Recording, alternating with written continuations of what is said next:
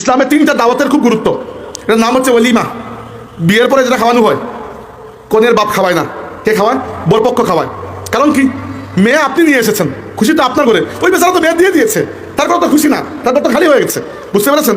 তাহলে খাওয়াবেন, ওলিমা ধুমধাম করে খাওয়াবেন, এবং যদি পারেন পুরো মুগদাবাজার ইউনিয়নকে খাইয়ে দেবেন, কোনো সমস্যা নেই, কিন্তু মেয়ের বাপের কাছে হাত পাতবেন না, নিজে খাওয়াবেন।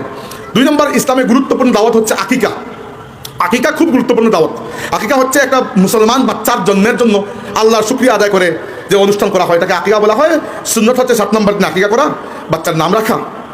তো রাসূলুল্লাহ সাল্লাল্লাহু আলাইহি ওয়াসাল্লামের দাদা আব্দুল মুত্তালিব আল্লাহর নবীর আকিকা করেছেন 7 নম্বর দিন এবং নাম রেখেছিলেন মোহাম্মদ, তাই এটা সুন্নত। রাসূলুল্লাহ সাল্লাল্লাহু আলাইহি ওয়াসাল্লামের আকিকা এভাবে হয়েছিল। পরবর্তীতে আল্লাহর নবী নিজের আকিকা উপলক্ষে আবার 2টি বকরি কুরবানি করেছিলেন, 2টি খাসি কুরবানি করেছিলেন, এটা মদিনায় যাওয়ার পরে। এরপরে আরেকটি দাওয়াত ইসলামে গুরুত্বপূর্ণ, ওটার নাম হচ্ছে ওয়াকিরা। ওয়াকিরা হচ্ছে নতুন ঘর বানানোর পরে, ঘরে ওঠার আগে আপনি একটা দাওয়াতের আয়োজন করবেন যে আপনি নতুন ঘরে উঠছেন। তো